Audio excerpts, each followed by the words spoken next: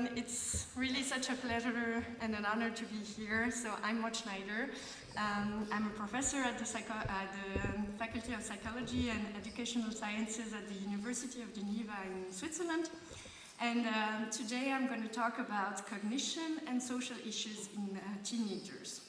But I have a few preliminary comments that when we decided about the topics, it was about a year ago, and when I started presenting preparing my presentation, I realized that my topic was actually very, very broad.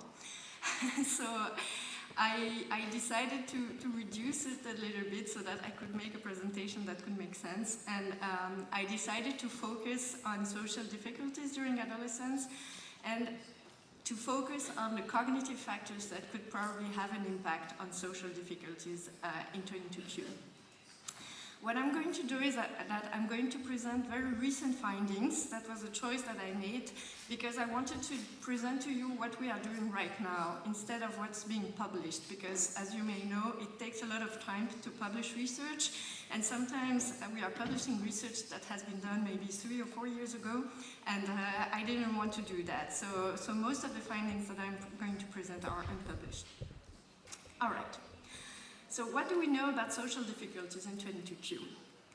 But first, in the general population, what we know broadly is that people with social difficulties in childhood, they are more likely to have, for example, lower self-esteem in their life or to have academic failure later in life.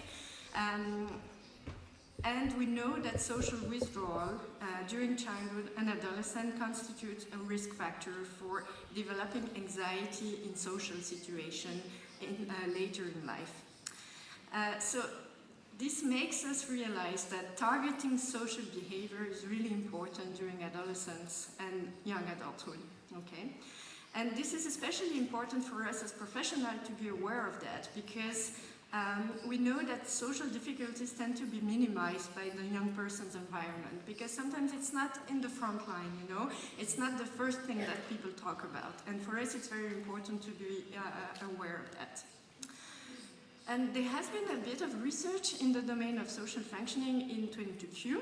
So for example, we know that children with 22Q, they tend to have lower social skills compared to children from the general population. And we know also that children with 22Q tend to be quite shy. So this is often something that parents say, that the child is shy. And for example, it's different. They tend to be more shy compared to children with other genetic conditions, for example, Williams syndrome, and also from the general population. And to begin my talk, I just wanted to share a few experiences of adults and teenagers' perspective about their social difficulties that we collected over the years. So for example, we have a young adult saying, "I don't usually make a lot of friends. I have trouble keeping friendships. Even offering outings, I don't even think about it." Another young adult, she's saying to us, "Sometimes I really want to be with others, but sometimes I want to be alone. For example, when I plan to go out with a friend, I have like panic attacks and I don't want to do it anymore. I think about all the things that could go wrong." A third teenager is telling us, "I go to others, but then I don't know what to do. Afterwards, I tell myself that I didn't react as I should have." Another example, "I have many projects, but they don't succeed. Usually, people end up not returning my emails or my phone calls. Afterwards, I realize that it's because I sent too much of them. But in the moment, I don't really realize it." And finally, "I would like to be with others, but I am only feeling well on my own. When I am with others, I am extremely uncomfortable. I don't move, I can't talk to people, yet I want to."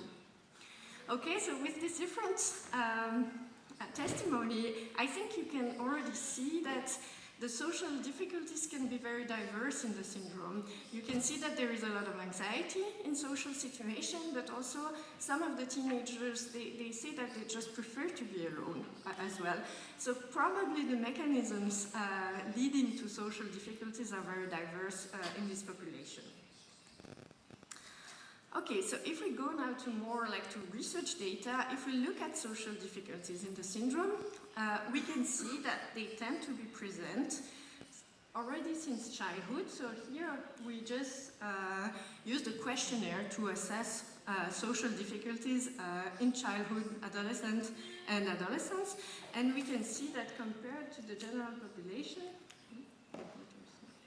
looking so good, that you can see that early during childhood, it's more or less comparable to the general population, but then that the social difficulties tend to be more pronounced over time.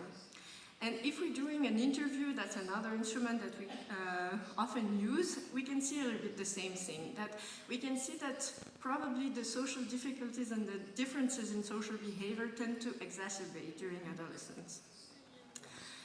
But something that we are doing at the moment is trying to go a little bit away from the laboratory and away from having you fill questionnaires and interview to tell us a little bit about the social difficulties, and to try to go more into daily life. Because we believe that this is going to tell us more about what's happening in the daily life of your children. And for that, we use a technique that we called experience sampling method. But this is a very difficult word to say something very simple, is that we try to collect information in the flow of daily life, okay? And we do that using an app installed on a cell phone. And this app is sending notification at random moments during the week, and every time the teenagers receive a notification, he has to fill a few questions I will show you later. And we think that this is an interesting technique because we think that it's probably more reliable to tell us about the daily life than the questionnaire that we typically use, because we think it captures something that is more dynamic, because maybe what he's saying, what a child is saying or a teenager is saying at a certain moment is not the same that the adolescent is going to say at the next moment, for example. And we think that it's very important as well to take contextual information into account. So for example, how is the teenager reacting when he's at school, for example, and how is it different from when he's at home? So this is what we mean by contextual information. All right, so we are conducting a study at the moment with this technique, and this is still ongoing because we have a limited number of participants at the moment, but I wanted to show you some first results already. So in this study, what we do is that we invite the participant to complete this experiment for 6 days, and we send them 8 notifications on the app during 6 days, so in total that's 48 notifications at random moments during time. And we take into account only the teenagers who answer to at least a third of the notification. And we ask them a couple of questions about their social context. For example, we ask them whether, when they receive the notification, whether they are alone or whether they are with others, and what is the type of the company that they are with. And we also ask them to appraise their social company if they report that they are with someone else. So we ask them if they are feeling comfortable in this company, if they are feeling anxious, and so on and so on. And when they report that they are alone, we also ask them to appraise their solitude. Is it okay for them to be alone? Would they prefer to be with others? And so on. All right? And so what we wanted to examine first was the time that teenagers with 22q spent in different social contexts. So this is what's happening in our control group, so in people without the 22q deletion.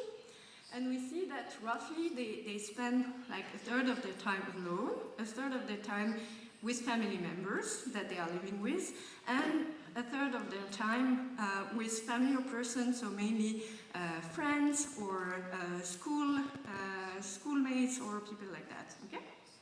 And when we compare it to our group of adolescents and young adults with 22q, what we see is that they tend to spend a little bit more time alone, they tend to spend a little bit more time with their family, but what is really different is that they tend to spend less time with their peers. Okay, and this is, I think it's congruent with what we hear from the parents most of the time.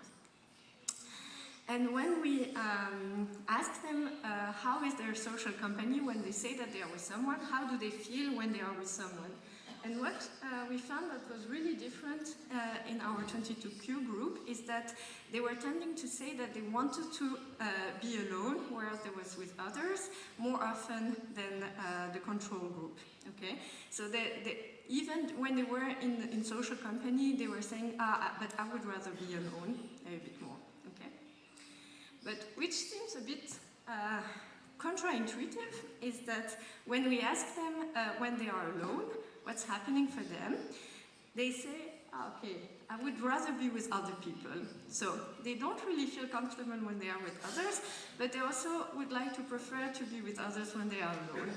And for me, that was a bit puzzling at first when I saw this result, but then I took it again to this first finding, is that maybe what they are saying here is that they are spending some time with other people, but maybe it's not the people that they would like to spend some time with. They would probably prefer to spend more time with peers, and maybe that's what's reflecting this result. And that could be also a little bit in line with the fact that they tend to feel a bit more excluded when they are alone than the teenagers from the general population. Okay, so this is the finding that we have so far, so we'll dig into that a little bit more in the next few years. But I think those findings are really interesting because they are probably telling you a little bit more about what's happening in daily life for the teenagers. All right. So now I would like to talk a little bit more about the factors that could contribute to social difficulties in 22Q across the lifespan. And as I was telling you earlier, I think this is a very complex probably phenomenon, and there are probably really a large number of factors that could influence social behavior in 22Q. So I tried to make some sort of a list. For sure, it's definitely not exhaustive, and there are probably many factors that I forgot. But those are the factors that tend to be a little bit supported by the literature, and I will get into more details for some of them, okay? So I think probably early during childhood there are a lot of things going on around speech and language development, and for sure this is something that tends to influence how the teenagers and the children can be with others. If they have a lot of articulation difficulties, if they have a lot of communication issues, for sure it's gonna impact their social life. We are going to talk a little bit about visual exploration, and I will tell you a little bit more about that. We are going to talk also a bit about the cognitive impairment, the specific cognitive impairment that could influence also social behavior. And I think something that you have all noticed probably with your child is the anxiety. And I think for sure anxiety in this population is probably one of the strong factors that contributes to social difficulties, and we are going to talk a bit about that as well. And I think there are also other things that have been rather unstudied in the 22Q deletion syndrome. It's the effect on what we call adverse life event and bullying, victimization, for example, at school, and for sure this is probably also something that greatly influences social difficulties in the syndrome, but there is not a lot of literature into that, about that. All right, so first I would like to talk a little bit about how the atypical visual exploration could influence social behavior in 22Q. So there are a couple of relatively old studies in 2010 that were conducted by Linda Campbell and by Bronwyn Glaser also, who are showing that children and adolescents with 22Q, they tend to have an atypical visual exploration of faces. So what does it mean? If you look in the general population, when we look at a face, we tend to explore it in a very specific way. We tend to spend a lot of time in the region of the eyes, a little bit on the nose and on the mouth, but mostly on the eyes, okay? So you see that here the visual exploration of the person makes a bit like a T, okay? And this is a picture from Bronwyn Glaser. And if you look at children who have a bit of cognitive difficulties but not 22Q, you can see that it's a bit different, but most of the time they spend it also on the eyes, okay? But when we look at the sample of children with 22q, you can see that the visual exploration is very dispersed. They tend to look a bit everywhere on the face, and they do not spend so much time on the eyes compared to the general population. And something that Bronwyn and Glaser observed is that the less they tend to look on the eyes, the more they tend to be socially anxious. Okay, so there seems to be a link between the visual exploration and the anxiety in social situation. But this is very difficult at the moment to know in which direction this is going. Is it because the kids are more socially anxious that they do not tend to look into the eyes? That's a possibility. But another possibility is that they do not look into the eye, and this is why they tend to be more anxious. So it's for the moment, we do not really know in which direction this association is going, but we know that there is an association. So more recently, what we decided to do was to explore the visual exploration during a situation that are a little bit closer to daily life. So we took movies and dynamic movies instead of static pictures to examine the visual exploration. And what we see is that, so you see all these little blue lines here. This is the visual exploration of people from the general population. So you can see here, this is an interaction between a wife and his husband and her husband, and they are talking about something on this little notebook, okay? So what you see is that people from the general population, they tend to spend a lot of time on the faces of the two characters and also a little bit on the notebook, because that's what they are talking about, okay? And in red, you have an example of a participant from the control group, okay? So you see that most of the time he's also looking at the same place as the general population. And in purple, you see an example of a teenager with 22q. And you see that at some moments, he's looking exactly at the same places as people from the general population, so he seems to be interested or to focus on the same elements.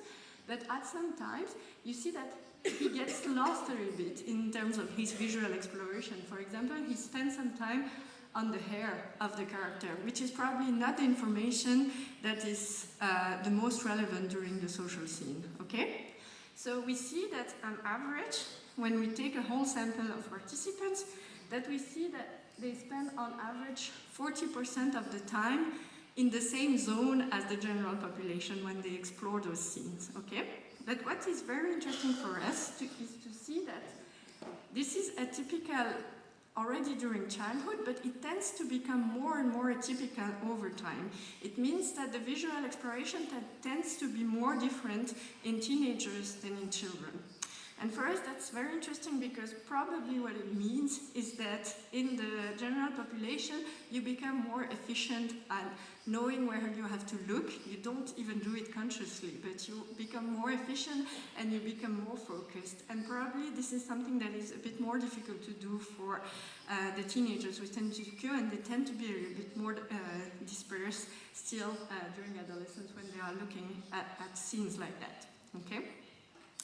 And again, what we are seeing in this study is that this profile of visual exploration, so the more atypical the visual exploration is, the more severe they tend to have social difficulties, and they tend to be also more anxious. So again, we tend to see this association between the visual exploration and the social phenotype, let's say, or the social profile of teenagers with 22q. All right, now I want to talk a little bit more about social cognition and how social cognition could impact social behavior in daily life.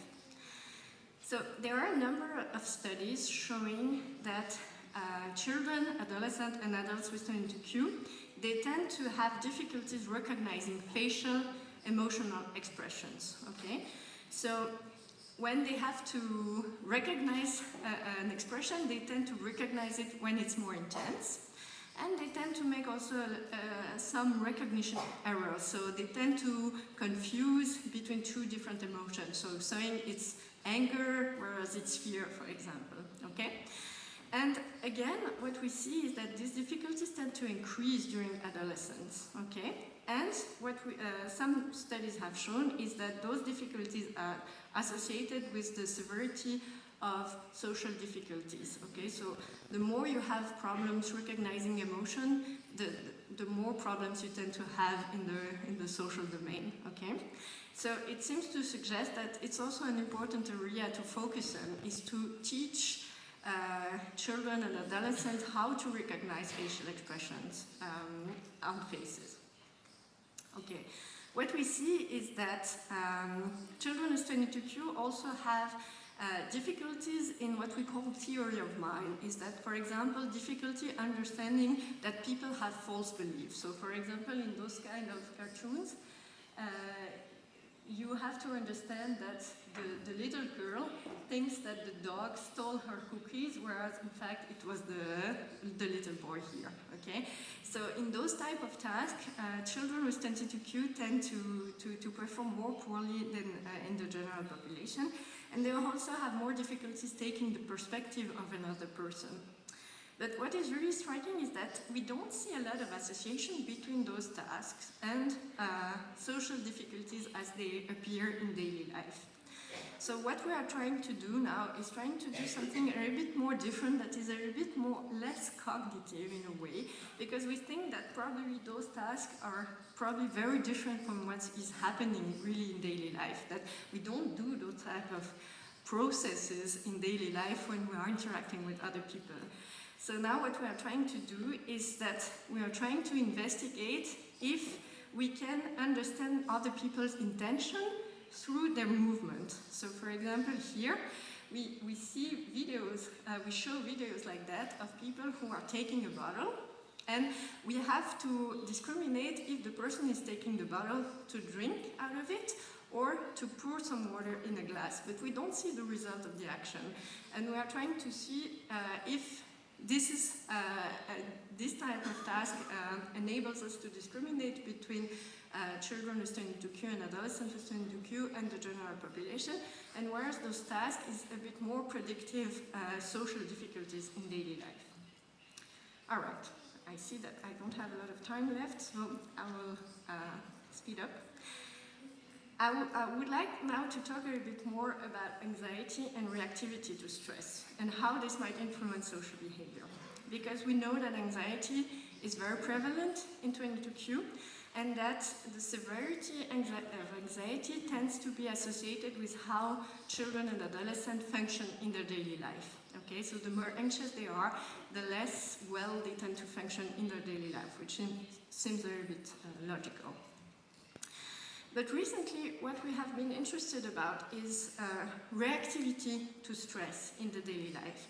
And what we are beginning to understand is that children with 22q, they tend to experience more subjectively stressful events in their daily life. And this is what we call daily hassle. So they tend to be very easily overwhelmed when something that for us could be quite minor is happening. For example, missing the bus, or having to change the route to go to school. So those type of small hassles that are going on in daily life. So for them, they tend to appraise those events are more subjectively stressful than people from the general population. And we have been very interested to see maybe what could be also the biological mechanisms underlying that. And we have been very interested recently in the lab in a little gland in the brain that's called the Pituitary Gland, and that is notably responsible to secrete the hormones responsible of stress. And what we have seen, and this is a paper by Corrado Sandini that is under review at the moment, that tends to suggest that a subgroup of individuals with 22q, they really have an aberrant trajectory of the volume of this gland over time. Some of the adolescents, they have like a trajectory that resembles what's happening in the general population, but a subgroup has a bit of a decline in this volume in the beginning of adulthood and adolescence and adulthood. And those particular individuals, they tend to have more stress reactivity, they tend to have increased social difficulties, and they tend to have also more symptoms of psychopathology. So we believe that this is a subgroup that could be especially vulnerable to stress, and that could have some adverse consequences in their daily life. So what we are very interested at is to try to identify maybe earlier this subgroup who is particularly at risk, and to see whether we could probably intervene before we start to see those biological changes in the brain, notably. All right. So in the last 5 minutes of my talk, I just would like to say a few words about how to promote socialization in 22q. And I think, probably again, it's definitely not an exhaustive list, but I think there are probably different approaches at different developmental periods based on the difficulties that children are encountering. And I think for sure an important target early during childhood is to work on speech, language, and communication in order to so if you improve articulation, if you improve language, you're probably breaking a barrier for socialization later in life. So I think it's definitely very important to focus on that early during life. And I think with my talk, I showed you that there are probably good arguments to say that what we call social cognitive remediation is probably a good idea in children with 22q, to try to work on this visual, atypical visual exploration of faces, notably. And you will hear tomorrow the talk of Mrs. Fevre, and she will talk a little bit more about that, because I think it's very important, and how working notably on this atypical visual exploration could probably promote socialization in 22q. In adolescent, I think we have a lot of arguments saying that working in a group setting to try to manage a bit social anxiety, to improve social skills is very important in teenagers with 22q, and also to manage what I say very broadly, like psychological difficulties. Can be anxiety, can be the emergence of psychotic symptoms, for example, because I think that the proper management of those psychological difficulties can also really help to improve the socialization and the inclusion in the social sphere for young adults and teenagers with 22q. So those are a few remarks, but I'm going to skip that very quickly, I think, about speech and language. And something just that I wanted to highlight is that this is not only something that you need to do with professionals. Of course, you have speech therapists that can work on language communication with your child, but those are also things that you can do at home, for example. So there are a lot of, sorry, those are all in French, but you have a lot of books to work with your child about emotion and how you can recognize emotion in yourself, in others, and things like that. And I think this is something that you can start very early on with your child, and that is probably very beneficial for them. Talking about social cognitive remediation, I will go very quickly into that because you will hear more about that tomorrow. But there are some programs that exist to work on the recognition of faces, what I've talked about, the recognition of emotions, how to look more into the eyes region. So this is an example of the Vis-a-Vis program that was developed by Bronwyn Glaser, which is an online program that you can do either with a therapist or at home with your child, and you can work with those things that are especially difficult for your child. And more, so there have been 2 recent publications about the use of social skills group in adolescents with 22q. So both of these publications have been conducted on relatively small samples of adolescents with 22q. So the first one on 13 adolescents, and our recent paper on 20. So those are more like preliminary findings, but I think they are very encouraging to see that those social skills group training are first of all, highly appreciated by the families and the participants. They really like to come to those groups, and they think this is useful. And so they tend to be really, they want to participate. They were here during all the sessions. And in both of these papers, we have some preliminary arguments to see that they tend to be efficient to, for example, improve emotion recognition and to decrease a bit the social difficulties.